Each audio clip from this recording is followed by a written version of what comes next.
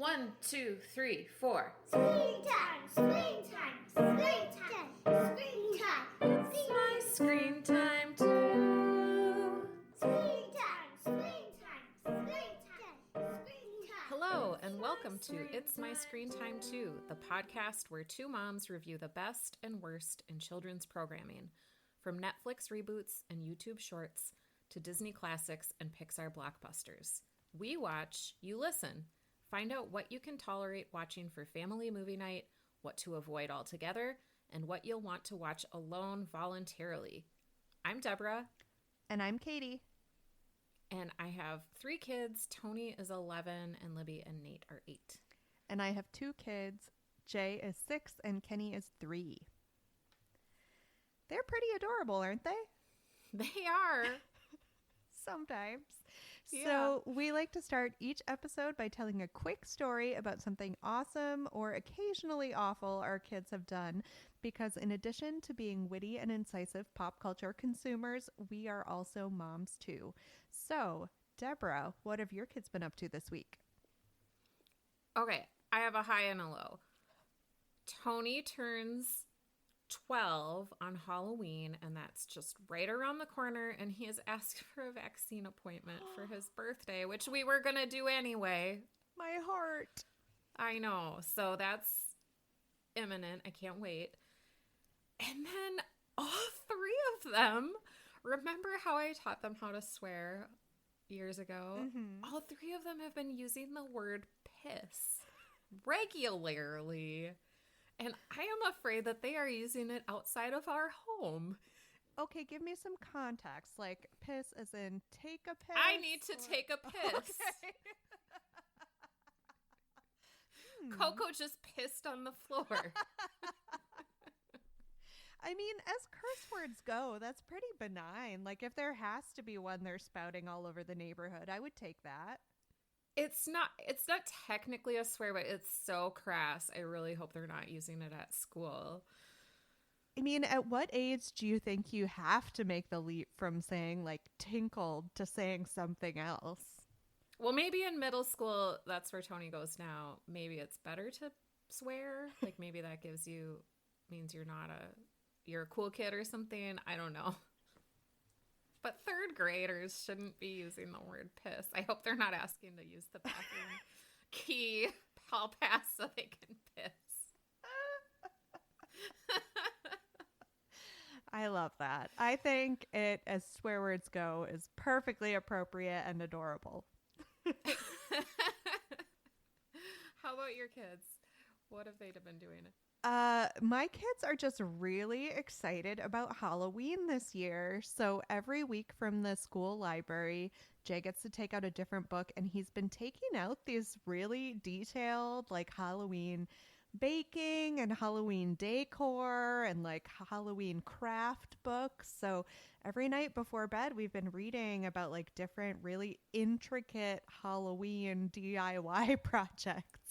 And as fun as it is to like read step-by-step baking directions to your child as if it's a bedtime story, I'm starting to get a little worried that he's going to want me to put my money where my mouth is and like actually do some of these crafts. And I'm not sure my skills are up to it. That is funny. I think it's Mindy Kaling who says that she really likes to read like diet books for fun. I was just telling you how I like to read decluttering books, but I don't actually like to declutter. Yeah. So maybe he'll be satisfied with just reading about it. I'm hoping that I can like turn our Halloween prep into like a weekend long kind of house cleaning session. Like, oh, if we put all this stuff away, we'll have room to put up some Halloween decorations. It's clearly a pipe dream, but I'm clinging to it for now. I think that's smart. Thanks. So last week, we said, as we occasionally do, that we would both happily watch more episodes of Doogie Kamealoha MD on our own, if not with our children. And the real question is, have you, Deborah? I have not. Neither Partly, have I. Because Sarah gave us the synopsis of episode 3. And I had to watch all this stuff for our Halloween episode, so maybe next week. Yeah, one of these merry years, I'll just sit down and binge Doogie and the Mighty Ducks, and I'll be so happy once it's done. I know I will, but did not happen this week, sadly. So I did not pick a Screen Time in the News article for this week's episode, mostly because I did a ton of Googling for Screen Time News, and it was just like the constant roundup of Halloween content. So I thought we could take a second to talk about holiday specific shows or movies and what place they take in your screen time routine. Like when the holidays come, whether it be Halloween, which I feel like is a big TV and movie holiday, or say Christmas coming down the road. Like if you kind of loosen your restrictions because you know that like it's an important part of your holiday experience to watch something in particular. Yeah, I think we loosen our restrictions, especially on school nights around holidays. And some of the specials like the Great Pumpkin, Charlie Brown, like they're not that long. Right. Yeah. How about you? I feel like there's just so much new content this year in particular that like I almost have to get through any appreciable amount of it by the time Halloween actually comes, because we're busy on the weeknights too. We don't generally have a lot of time for more than like a half an hour of screen time. So it's really the weekends where we would sit down and watch anything of any length. And looking at these roundups, there's a lot of new stuff out there to consider. So I'm glad that we're taking some time out to talk about it today. Since Tony's birthday is Halloween, does he have like a Halloween show or movie that he likes to watch on his birthday every year? I wish. Like he's never liked scary stuff. So I have tried to get my kids to watch like the Tim Burton and they are not interested at all. And I consider like Coraline, Nightmare Before Christmas to be like Halloween type stuff. Even that movie Halloweeny, I don't know, that's a Disney property, I think. Frankenweenie, you mean? Frankenweenie. I was like trying to place it. I have actually never seen that one, but I do really like Coraline. Is that Tim Burton? It's possibly not. I am just talking off the top of my head. So anyway, to answer your question though, no, we don't have a classic like Home Alone. We watch that every Christmas season, but we don't have a Halloween classic. Do you? We don't yet, mostly because, yeah, my kids are just coming up on the age where like it's okay to not that it's okay, not that it wouldn't have been okay before, but I feel like they might be ready for slightly spookier content. So I feel like until they reach an age that's past just wanting to watch like the preschool episode of, or the Halloween episode of whatever preschool show they like, you don't really settle on something that's going to be a family classic. Right. A lot of the articles I did come across were talking about how it's the Great Pumpkin, Charlie Brown is going to be airing on actual TV this year, which I guess it didn't last year. And a lot of people were really upset because Apple has the rights to all those Snoopy products now. I remember that from last year. What a controversy. I know. Well, we were even more all at home all the time last year, so we really needed the Great Pumpkin. Geez, Apple.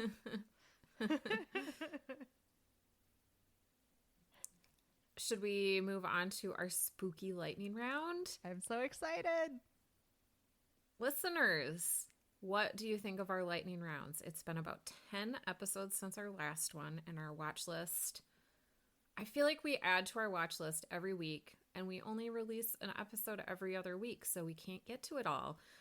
Halloween is just around the corner, so there were several spooky movies and shows on our watch list. So we decided to do one episode focused on 4 different holiday Halloween themed shows. So we are going to talk about Addams Family 2, A Tale Dark and Grimm, Lego Star Wars, Terrifying Tales, and Ghostwriter. So I'm going to start out by talking about the Addams Family 2, which was distributed by United Artists in the US and Universal internationally. It was released on October 1st of this year. You can watch it in theaters. I rented it through video on demand and watched it at home with my kids. So the sort of frame, the problem in this movie is like Wednesday is experiencing a lot of adolescent ennui. And there's a question about whether or not she was switched at birth and who she really belongs to. Is she part of the Addams family or is she not? And the frame for this search for her identity is a road trip. And lots of funny stuff happens. Cousin It is played by Snoop Dogg. Okay. And he's portrayed as, I don't know, like they go get him in Miami, and that's just a whole really funny setup because the dad and mom are on the beach, and like Morticia is getting sunscreen applied to her with like a spackle. Oh, she's your spirit animal. Yeah, I found that scene to be really relatable. Wednesday is like sitting on the beach and there's a storm cloud right over her, just like so everywhere else it's a beautiful sunny hot day and she's just in like her own little thunderstorm. There's lots of funny stuff. There's like a beauty pageant at one point that has a very Carrie-ish ending. Ooh. Which, I mean, my kids didn't get the reference at all, but I did. There's like this B story where Fester is coaching Pugsley in dating. There's all kinds of funny stuff. It was not scary. Like, the look is so gothic of the Addams Family, and I don't remember the first movie very well, but the first animated movie very well, but it's not really scary. Right. It just has like the look of Halloween. Mm-hmm. And it's mostly comedy. So I thought it was super fun. I mean, with a caveat that I love the Addams Family, and I watched the original like on Nick at Night or whatever when I was a kid. Christina Ricci played Wednesday Addams in that live action film when, I don't know, we were like middle school, adolescent age, and I loved that so much. So I might be biased, but I thought it was great. So here's my question for you about the road trip premise. I feel like so much of what is appealing about the Addams Family is their spooky manner.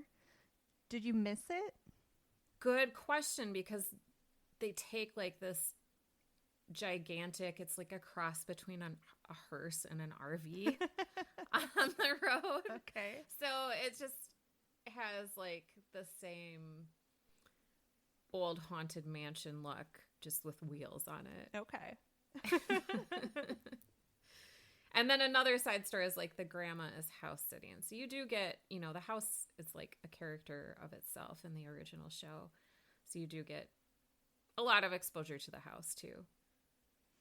I do love that the Addams Family does exactly what you said, like present a scary environment in a non-scary way. I feel like there's more and more actual scary stuff being made for the tween, early teen set than there was when we were coming up. And I will admit that that's a bit of a blind spot for me. But I love to see stuff that can be enjoyed seasonally and as something spooky that isn't actually scary. Yeah, that's a huge plus for me. Like, I don't really enjoy horror movies. I can't even look at American Horror Story advertisements in magazines. I don't read any articles about Ryan Murphy.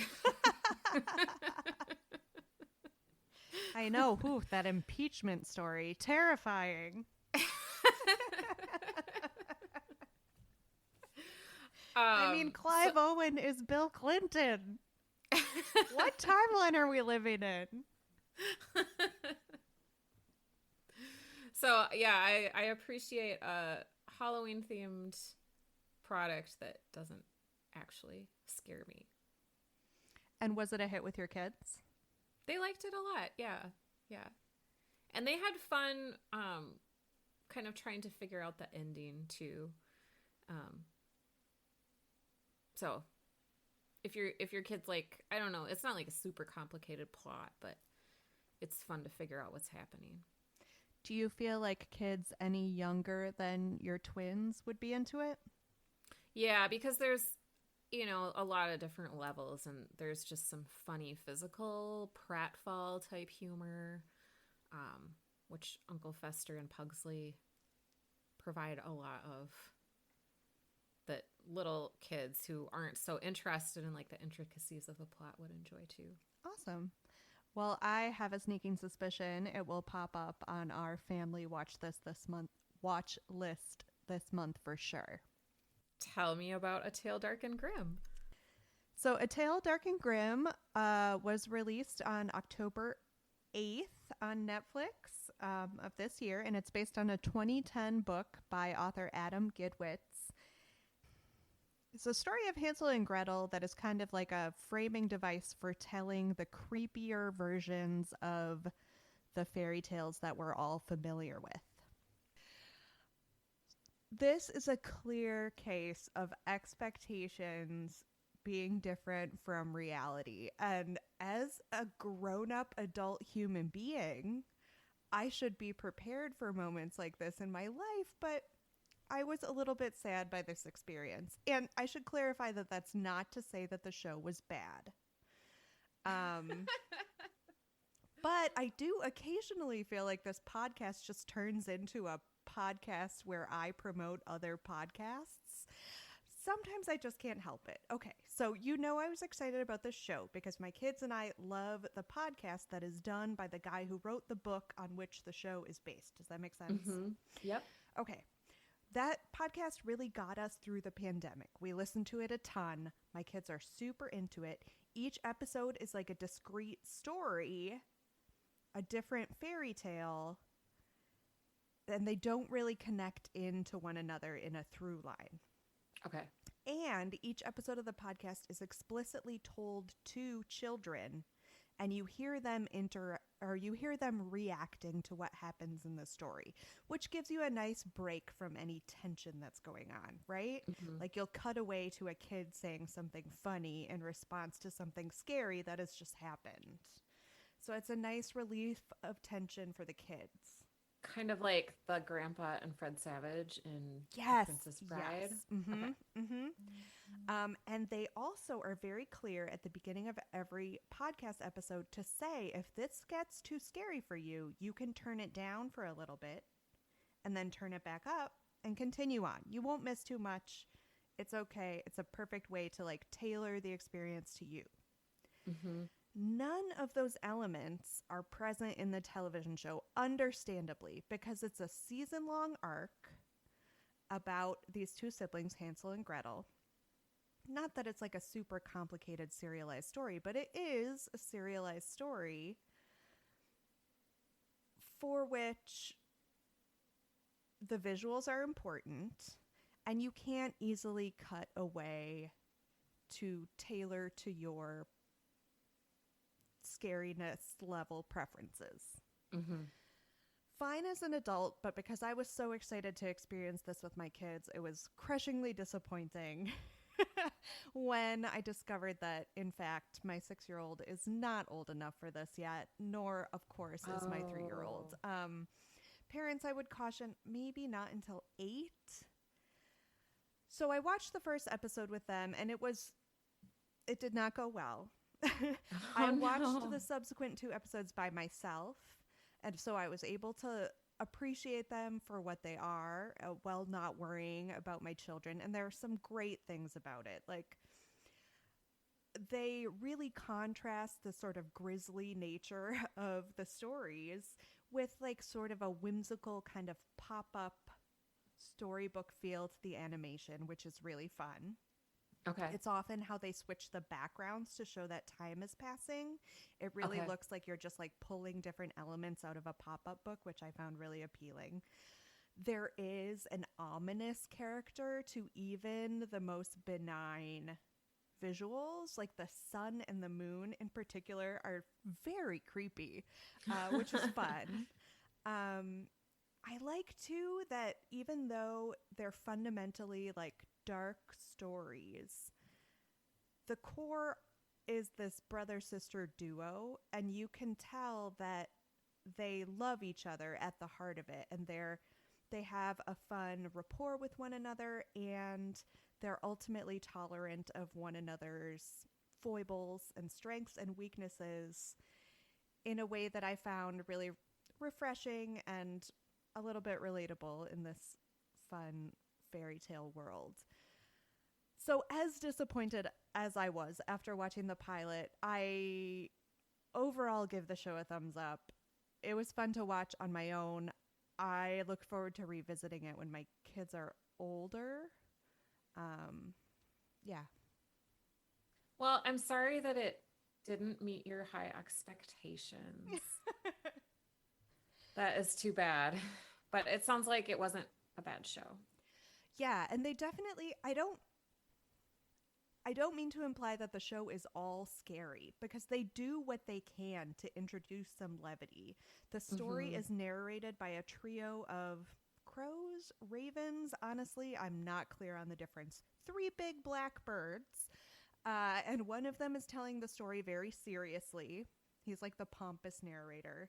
And another of them is like, are you sure we should tell this part? Is this appropriate for the children? Like, can we just stop here? Like, he's injecting this is too much for the kids, which I think would be a funny voice for kids that are slightly older, because it's telling them that, oh, mom and dad don't want you to hear this.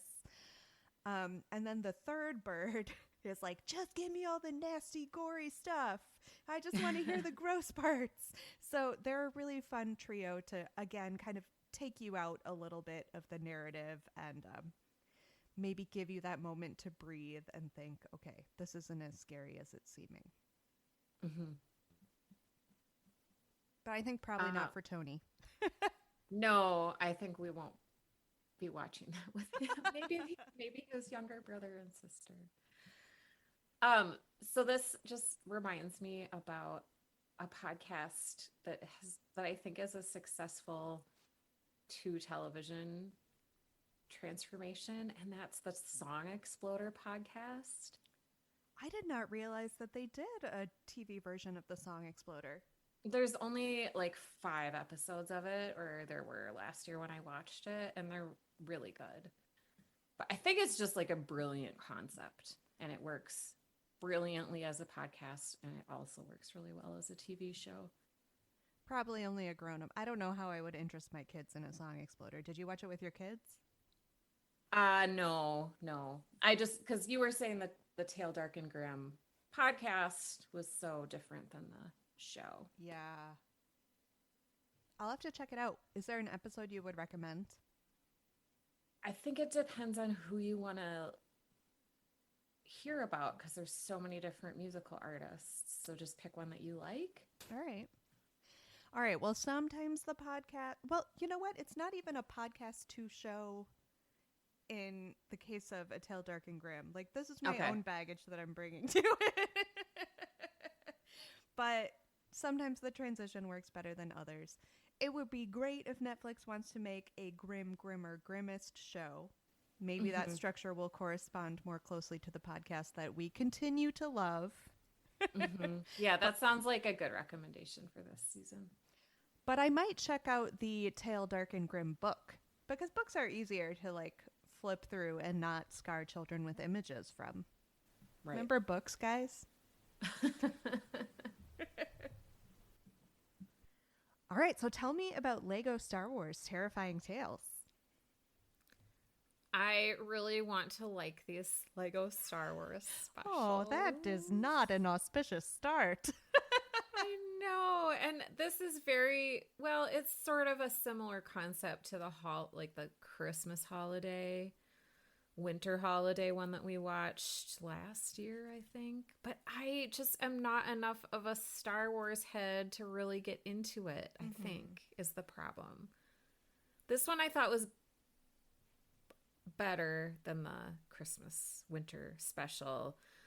So Poe Dameron and BB-8 go tour it's called Castle Vader. It's a hotel in Darth Vader's old castle, and a descendant of Jabba the Hutt is trying to recruit Poe to be a spokesperson for the hotel, like a celebrity sponsor of the hotel. And then as they tour it, they get 3 spooky tales. There's a tale of Kylo Ren. There's a tale of dueling monstrosities, which involves Darth Maul, Sidious, General Grievous. And then there's a 3rd tale about a Wookiee's paw, which I have to say, like, the big reveal, they open this, like, container that has the Wookiee paw, and it's like a furry wrist with a Lego claw, and which I just thought was so funny. Because of course it's Lego Star Wars. Of course it's going to be a Lego hand, but for some reason I just wasn't expecting it, and I was completely delighted by that detail. And all of the Lego Star Wars products have like this self-referential humor. Like there's a lot of sarcasm and like sort of funny asides and insidery jokes, I feel like. So this had that.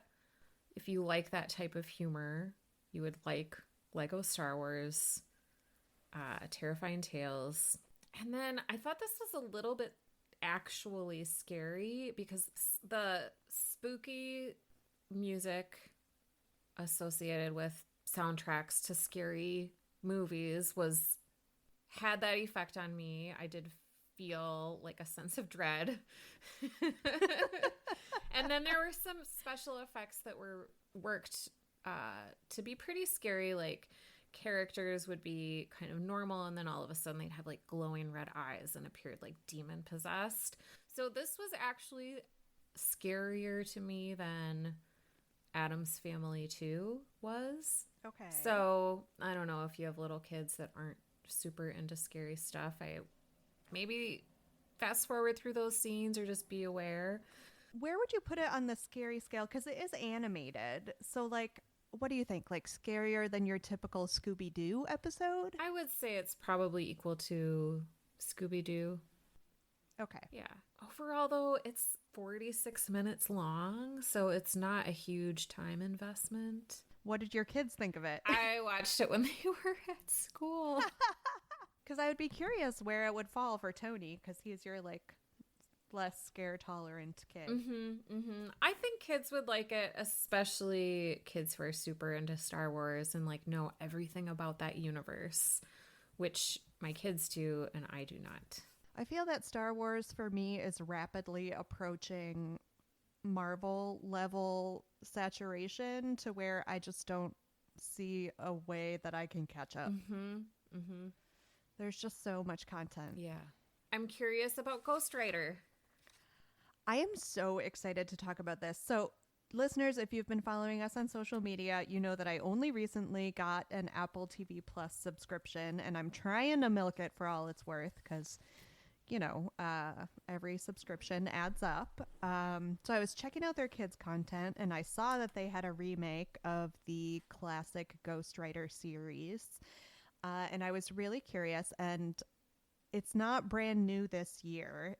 It's a show that's got 2 seasons and it started in 2019. So I know we've been talking about new content and there is a lot of new content and maybe this doesn't exactly count, but I still really wanted to watch it. So I did. Like I said, it's a revival of the classic 90s Sesame Workshop show, which I actually did not watch. Did you watch it? I vaguely remember it, but if I did watch it, I don't have a good memory of it. Yeah. They've done 2 seasons now. They haven't confirmed whether or not they're on board for a 3rd season. I will tell you, it gave me some serious Hunter Street vibes. Do you remember when we reviewed Hunter Street? Oh, I liked that show. I Yeah. love mysteries, and I'm always looking for a way to like hook my kids into that love as well, so I can groom them to be mystery lovers with me as they get older, right? And I feel like this is a perfect entree. It has a great spooky kind of color palette and vibe. The whole concept is like this band of kids is kind of being directed by a ghost that's not exactly scary, but what the ghost does is it kind of unleashes the characters from a specific children's novel into their real world. And the kids have to like figure out how to get the characters back into the book. I watched 3 episodes, and it looks like they have an overarching mystery for the season, which is who is the ghost. And then they present everything else in like 2-episode chunks. So each book is kind of like wrapped up in the course of 2 episodes. So I guess I've made it through 1.5 of these adventures so far, and the first one they tackled was Alice's Adventures in Wonderland, and the second one that we're in the middle of now is The Jungle Book. These are both very classic novels. I kind of wish they maybe would have stepped outside the box a little bit because they are being made now. I haven't taken a look at the book list to see what they tackle in future episodes, so maybe they do. But with refreshing something for a modern audience, I kind of wish maybe they had chosen something without the disturbing colonialist overtones of The Jungle Book, say. Yeah. But tonally, the interactions between the kids feel really genuine. The ghost is spooky but not threatening.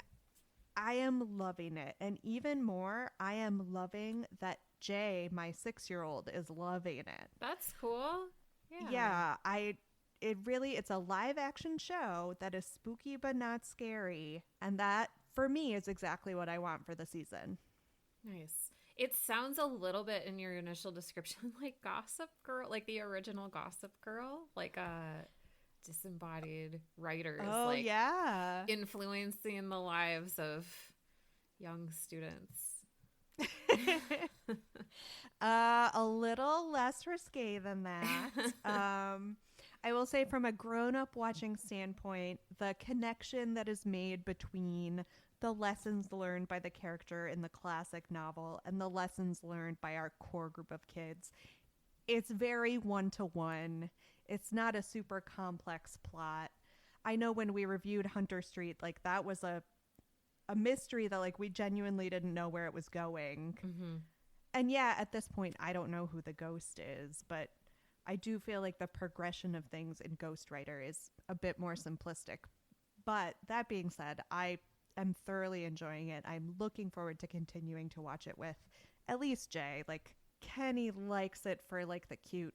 I mean, the white rabbit shows up in the first 2 episodes. Like he's on board with stuff like that. But obviously, he's 3. He's not following a complex plot like this. But I was really pleased, and I'd actually be interested to hear, listeners, if any of you did watch the original, if you have any thoughts on this remake, because people were passionate about this show. It just slipped by me as a kid.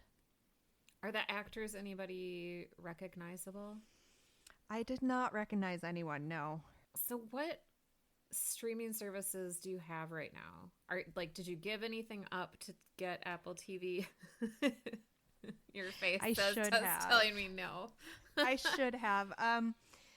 No, right now, gosh, what don't we have? Let's see. We've got Netflix, Hulu, Paramount Plus, Apple TV Plus, Amazon Prime. Okay. I think that's it. Oh, and we have PBS Passport, but does that really count? You just get it for donating to PBS. Okay. That reminds me, I think we need to maybe cancel our trial of Paramount Plus. We do not have Apple TV, and I was going to cancel Hulu, but now there's a bunch of good stuff on Hulu. Yeah, it's so hard. Like, I mean, I think it'll be a real reckoning once this, how does the acronym pronounce? Once this IATSE strike goes through and we start getting less original content, it'll be a real moment to call, perhaps. Yeah. But I don't see a reason to keep Paramount Plus for their kids' content. Right. Other than we got it for the Paw Patrol movie, right? Right. We don't watch anything on there with the kids. Yeah, same. I should check that out. Well, I don't know if our trial is over or not, but before we start getting charged. And then, do you have HBO? Oh, yeah. But we have it through normal cable, so I just don't really think about it as a streaming thing. But yeah. Okay, rundown really quick of other new Halloween shows. I think we've got some new Scooby-Doo content for Halloween. There is a new Muppets Haunted Mansion on Disney Plus that I'm really curious about. Is there anything else that's on your radar to watch for Halloween with the kids? There was a show that I saw on Disney Plus called like The Ghost and Molly McGee. Ooh, what's that one? Tween optimist Molly McGee and a grumpy ghost named Scratch become bound to each other when one of Scratch's spells backfires. That sounds fun. That sounds really cute, yeah. I just feel like this Halloween has been a big one for new kids' Halloween content. It's exciting. So listeners, let us know what you're watching and whether you think we should cover it. Maybe not all the way next year, but we can watch spooky stuff after Halloween. That's fine too. I mean, I know I'll be eating the leftover candy for at least a month afterwards. What's your preferred Halloween candy? Oh, so Libby and Tony have peanut allergies, which is terrible most of the time. But on Halloween, if they get like Reese's Pieces, we take all the peanut candy and eat it ourselves. And we'll like trade or like buy it from them so they don't just have to give it up. So that's like my big Halloween treat. Jeremy and I get to eat like all the peanut rolls and those kinds of things that we never eat any other time because we don't have peanut stuff in our house very much. How about you? I'm a sucker for anything with chocolate and caramel. I'll take that over peanut butter. Like, give me your Milk Duds. Those are so good. Yeah. Yeah, I want to feel the fillings being sucked out of my teeth.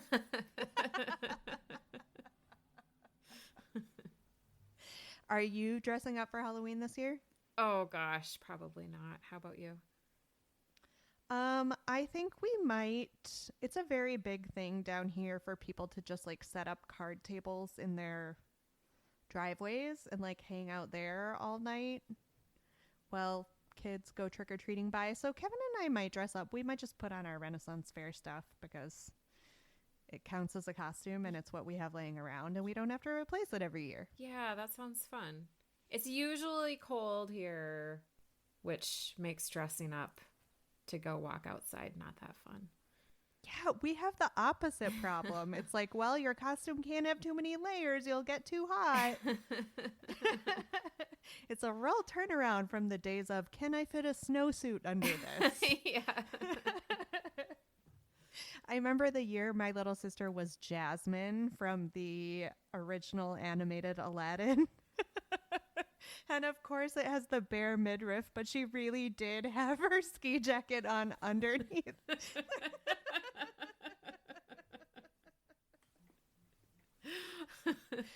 That is really a Midwestern moment right there.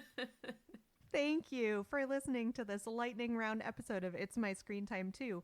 Please rate and review us on Apple Podcast or your podcast platform of choice. Check out our website at myscreentime2.com. You can find us on all the socials, Facebook, Instagram, Twitter, and even on Gmail at myscreentime2. Go ahead and send us your show or movie suggestions, article recommendations, or general comments about the show. We love to hear them. Our theme music was composed and performed by Deborah and her adorable children, and our podcast is produced by me, Katie. Tune in next time for more real talk about the movies and TV beloved by kids and tolerated by parents. Happy Halloween!